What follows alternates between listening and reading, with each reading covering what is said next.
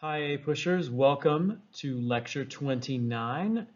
This is the Conservative Backlash.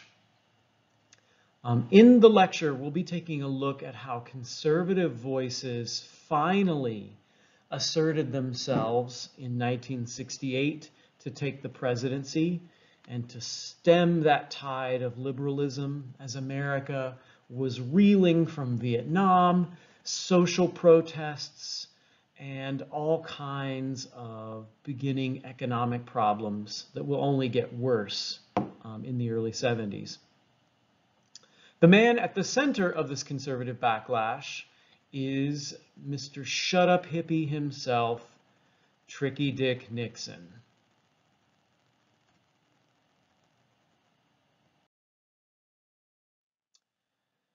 His story in 1968 involved capturing 43.4% of the popular vote to Hubert Humphrey's 42%. So popular vote, not too much of a separation between the two of them. The more interesting story is actually George Wallace, who, not surprisingly, as a racist Southerner, captured the Deep South.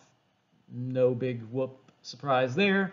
But when you pull out the data, he also captures a significant portion of urban working class people in the North who are starting to also show signs of discontent with protests and marches and riots as well.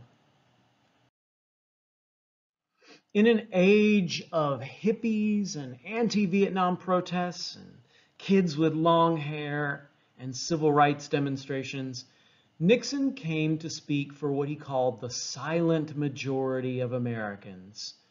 Those people who were just frightened by the social changes of the 1960s, who didn't want violence in the streets, who didn't want the Supreme Court giving more rights to criminals, who didn't want women having abortions.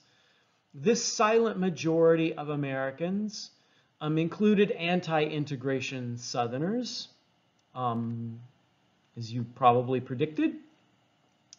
It also included law and order voters who were just tired of the chaos and the social dislocation caused by anti-war protests and other hippie and counterculture activities.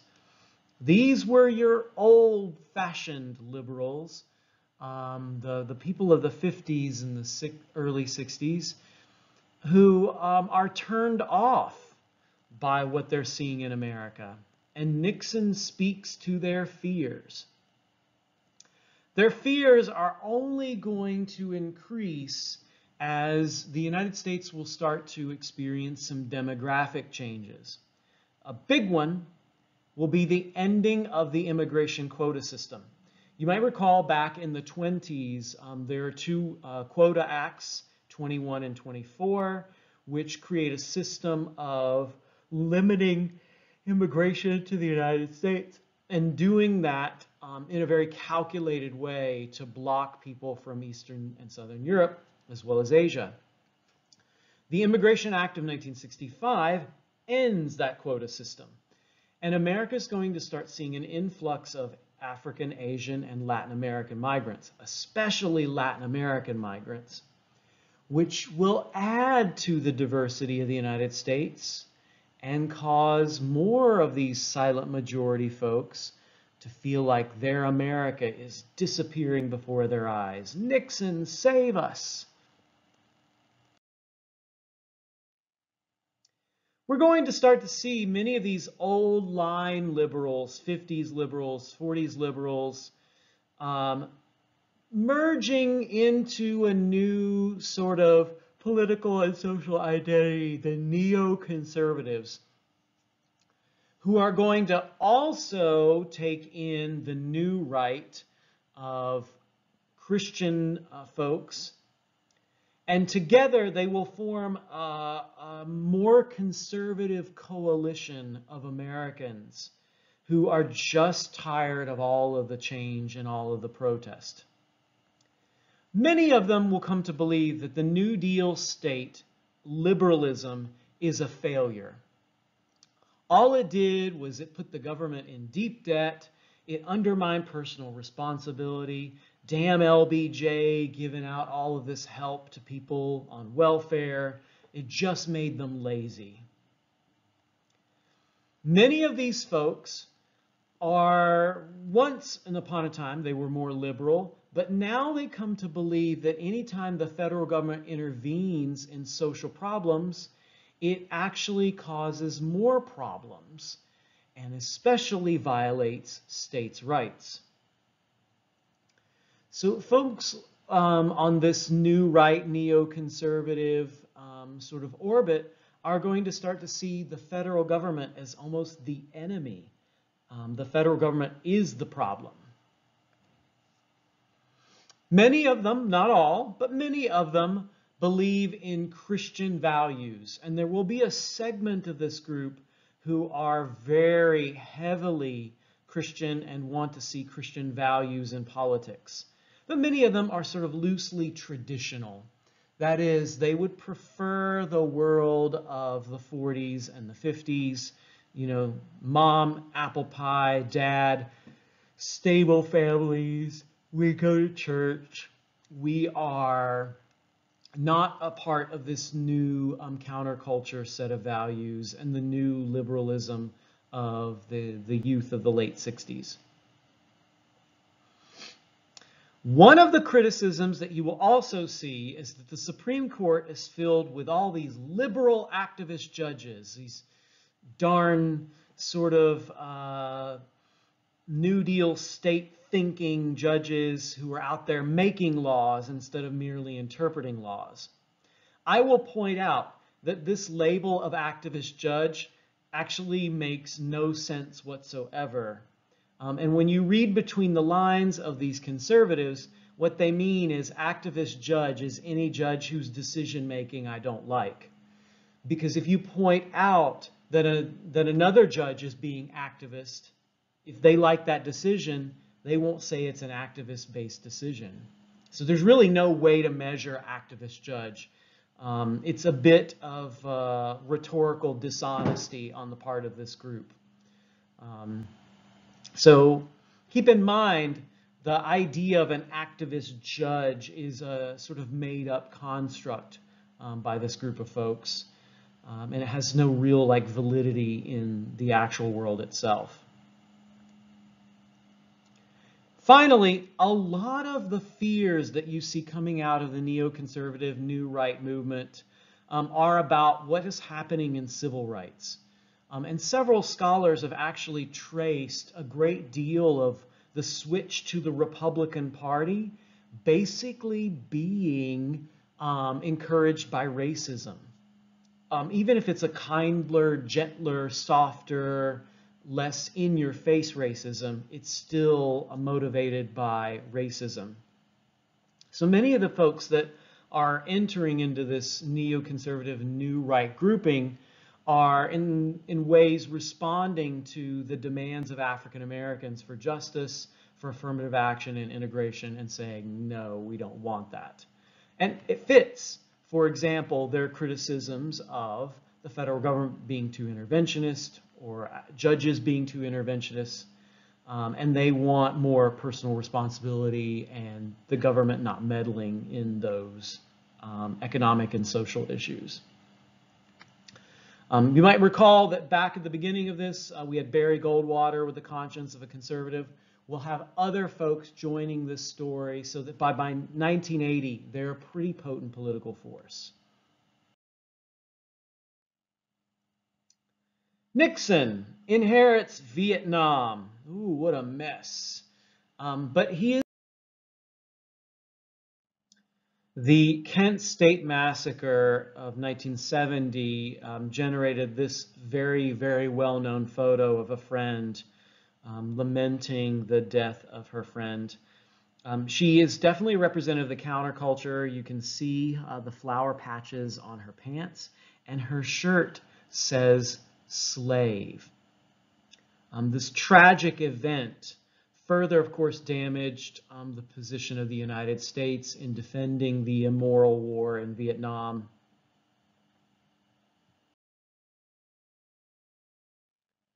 Nixon presides over a period of declining trust in the federal government.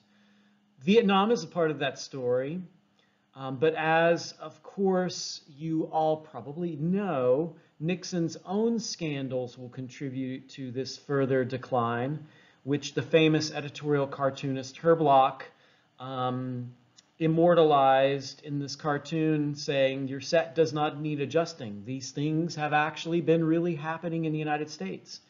And throughout a decade of bad economic situation, bad political decisions, bad foreign policy, and other crises, we'll see erosion of confidence and trust.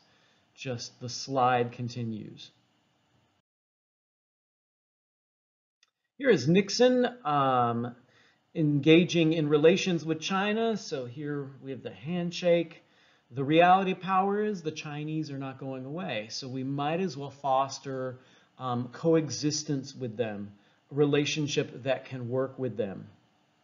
And then also, while we're there, pick up a nice big bowl of orange chicken.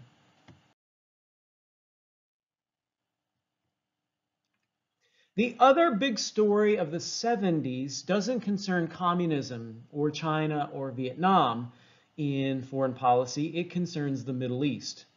You may recall America's involvement in the Middle East is very old, but relatively boring before the 20th century. So involvement in the 50s under Eisenhower notably brings the overthrow of the Iranian government. U.S. oil interests are the chief motive, of course, which kind of can be covered over by this fear of communism.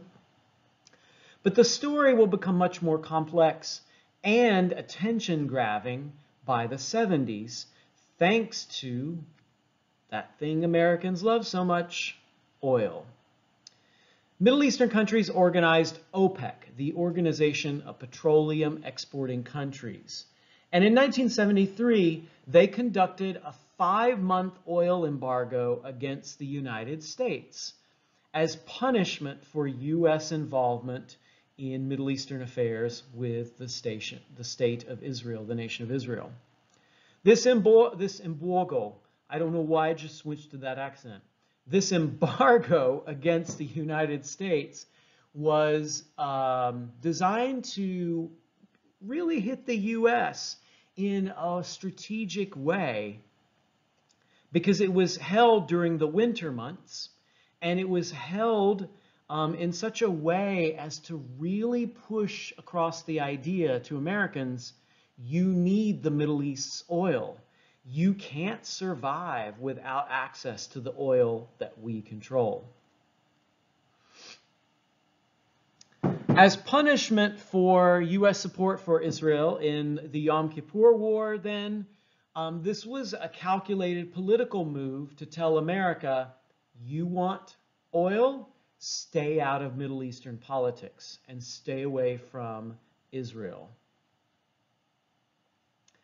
By 74, this was creating long lines at the gasoline pump, cold homes in the winter as prices soared and supplies were next to nothing. Schools closed and didn't hold classes because it'd be too much money to heat the buildings. People couldn't afford to put gas in their cars. They had to ration. This caused the U.S. to enter its worst recession since the Great Depression, and would contribute, of course, to once again declining faith in the government. We seem to not have our act together.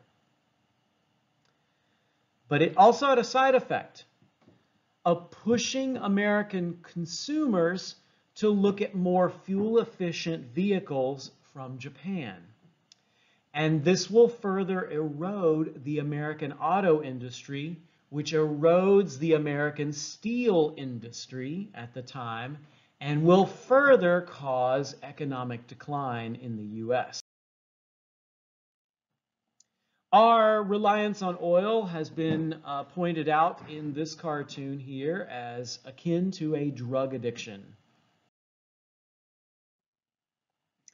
This is a picture of people waiting to get gasoline because of the shortages. Amtrak tried to capitalize on the shortages by saying, look, you got gas pains, ha ha ha. Amtrak is your relief. By the early 70s, the United States enters what is known as stagflation. That's a combination of high inflation, prices rising, lack of jobs, so unemployment, people don't have jobs, and a stagnating or slowing economy. The three together produce a particularly potent mix of poor economic conditions that make Americans wonder, is the U.S. losing its grip? Tax cuts by Nixon actually worsened the inflation. The federal deficit increased, thanks to the tax cuts, of course. Nixon tried to engage in some control of all of this through price and wage freezes and getting the U.S. off the gold standard. This was known as the Nixon shock. It did not work. Coupled with some big changes in people's lives, this is going to set Americans up for this conservative resurgence that I started with. A great example of Americans looking for new circumstances to move to because the economy has changed would be the rise of the Sun Belt. If you live up north and it's too cold, in the middle of winter to buy fuel to, keep your house warm. If you're one of these northern factory owners who's seeing your jobs get lost to Japan, maybe moving to the Sun Belt, the South and the West, will solve your problems. It's warmer, maybe there'll be opportunities there for you, and air conditioning will make that environment much more livable for folks who, of course, can buy homes with air conditioning in them. So we've got this potent mix of economic changes leading to people moving, leading to political changes. The Sun Belt increased the Republican vote. So the Republican Party is going to get a sizable influx thanks to all of these demographic moves, which will further strengthen this new conservative movement. It will also, during this time period, increase economic tensions between the haves and the have-nots, which will further make that divide between liberals and conservatives increase. Between 1973 to the present, income inequality will grow significantly. We'll talk more about it under Reagan, and then even more later in another lecture. Just note that the haves and the have-nots, the gulf is getting wider. Part of that story is the loss of manufacturing jobs in the Rust Belt, a phenomenon known as deindustrialization, where people are no longer able to be employed producing steel, producing cars, and the rusted out factories dot sort of Ohio, Pennsylvania, Michigan, the Rust Belt. We also see a particular shift in the job markets of this time period too, where more and more Americans are not doing factory work or blue collar work. They're white collar work and service work. White collar meaning office work. I wear a suit and tie. Oh, well, I guess I'm not wearing a suit and tie today. And then service work where you provide a service like fast food or a hotel. Something where you provide a service rather than a product for people. There's a map of the Rust Belt. You can see it extends into New York. Drive through this area and you will see rusted out former factories, abandoned towns, malls, you name it. And people are going to move south looking for new opportunities. The biggest shifts will occur in California, Texas, and Florida, followed by the traditional South as well as places like Nevada and Arizona and that will increase the size of the Republican vote in these locations. As the divide between the liberals and the conservatives, the haves and the have-nots, continues to grow in this time period, we start seeing a slowing down of reform. The 60s reforms don't completely go away. For example, Ralph Nader and the consumer activist movement make great strides in pushing for product safety, pointing out that American vehicles and toys and all kinds of other products are not safe, and that there could be more done to make those products safe. So, for example, in vehicles, the emphasis on wearing seatbelts and making sure cars have seatbelts can be dated to this time period. Environmentalism under Nixon slows a tad, even though Nixon signs into law the Clean Air and Water Acts, creates the EPA. He really only does this to stay ahead of the movement rather than from a deep commitment to it. Businesses will also start pushing the idea that pollution is not a business problem, it's a you and me problem. And campaigns during this time period will emphasize that Americans are just lazy and they litter, and they need to clean up their own messes. Companies will also resist innovation and regulation. A great example of this are car companies, in collusion with fossil fuel companies, resist the move to fuel efficiency, since they believe that their future is going to be tied to having cars that run off of these fossil fuels. We also see a slowing down of progress in the area of Americans dealing with race. During the early 70s, the Supreme Court did back the idea of busing to achieve integration. That case is called Swan v. Mecklenburg. It comes from North Carolina. By the end of the decade, they will actually back away from racial quotas to achieve diversity. So the idea that we can set a limit of people that we will accept. We want 10 African Americans, 5 Hispanic people, 4 white people. That idea will be challenged in the Regents of the University of California versus Bakey, 1979. And places where these battles over race emerge the strongest are not the South, but surprisingly, the North. Busing becomes a hotbed of contention in Boston in 1974, as white folks there do not want to be integrated with African Americans, and some white folks simply just move to suburbs to escape. We also see, though, some challenges, or I guess challenges is the right word, challenges to the political realm, in that more and more faces of color are showing up in city governments, in Congress.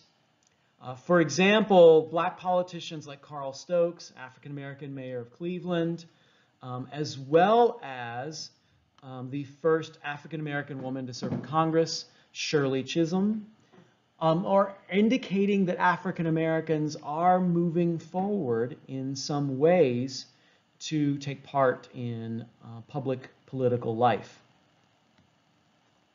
This time period also sees a massive cultural revolution that we really won't fully appreciate until the 80s, and that's the origins of hip-hop in the Bronx.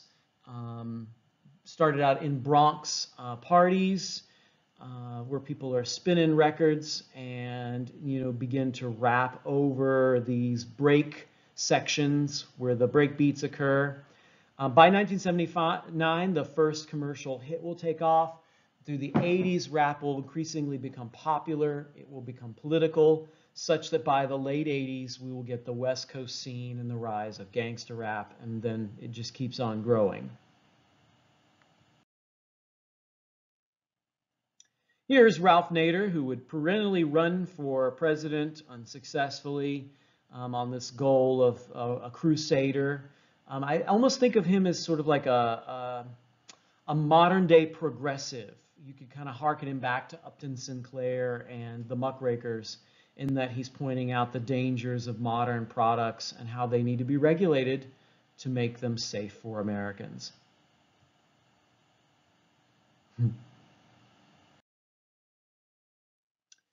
The environmental movement takes off in the 70s. Gaylord Nelson with the push for Earth Day in 1970, April 22nd, 1970.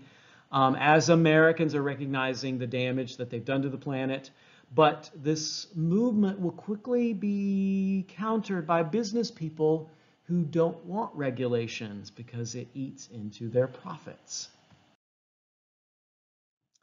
The Boston busing controversy leads to this Pulitzer Prize-winning photograph when an African-American lawyer who had argued for integration through busing is actually about to be attacked by boys on the street with an American flag. I think that's a potent example of the sort of irony of American freedom here as a weapon against those who want to achieve greater equality and freedom. And the University of Southern California case involving a guy who wants to become a doctor and who's twice rejected because they have racial quotas, becomes a national sort of debate about if America does not continue to support affirmative action, then how will we ever make up for the racial injustices of the past? At the end of the Nixonian tenure comes the most damaging incident of his presidency. Sure, Americans are upset about the economy. Sure, OPEC and the gas crisis are problems. But this absolutely unravels and unhinges Tricky Dick Nixon. It's Watergate. Watergate started as a break-in of the Democrats' headquarters in the Watergate Hotel, June 17, 1972, digging up dirt, digging up information. Nixon's team, the plumbers, did all kinds of secret jobs to ensure Nixon's re-election. The committee to re-elect the president, known as CREEP, made sure to discredit his opponents. Nixon kept an enemies list of people that needed to be taken down, to be silenced.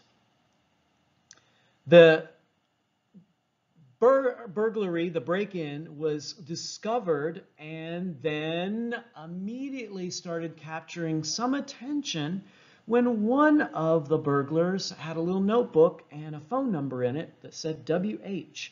And as reporters later recalled, that could only be two things, either whorehouse or White House. When that number was called by a reporter, it rang the White House. And now there's a connection between the burglary and what's going on in Nixon's White House.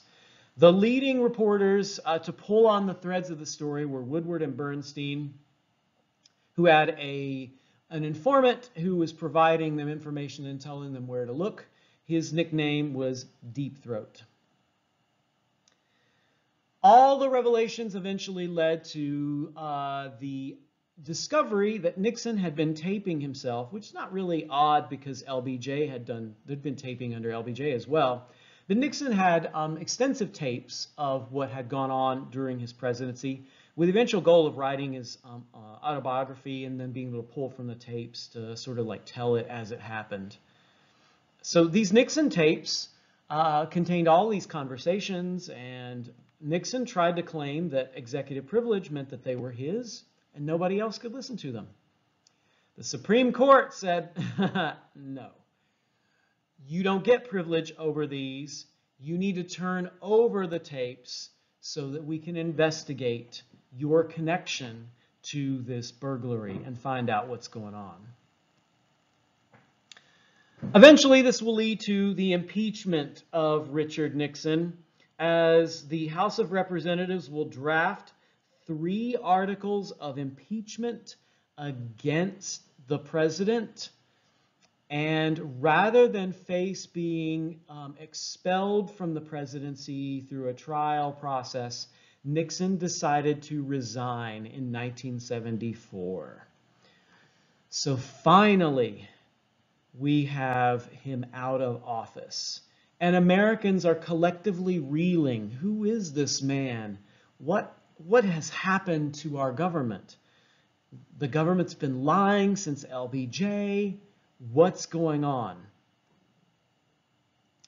The Vice President of the United States took over. His name was Gerald Ford, and he issued a full pardon of Nixon, declaring our long national nightmare is over. That pardon, in fact, meant there would be no full accounting for Watergate. And really, was the long national nightmare over? I would argue it's going to continue for several more years. But that will be a story for another lecture. Nixon caught in the web of his own deceit. Cartoonists, of course, had a field day with the tapes and the imagery of the tapes as a web of deceit.